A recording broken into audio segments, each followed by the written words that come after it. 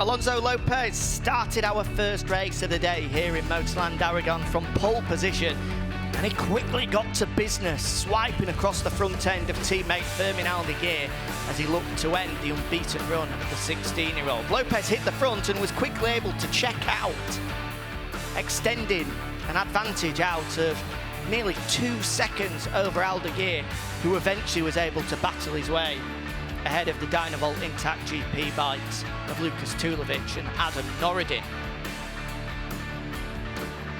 Lopez posted a 53.2, pretty much identical to what he managed in qualifying yesterday.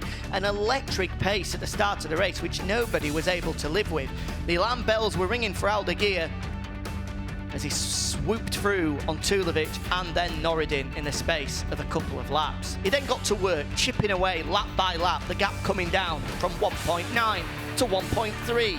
Suddenly it was beneath a second at 0.9, and then it just started to stagnate, a 10th here, a 10th there, as the fight for third properly started to heat up, with Norridin for a handful of laps able to hold off the advances of Hada, Tulovic and Cardelus before they all went through, and then suddenly Cardelus went down, having taken third spot away. Despair for the Andorran.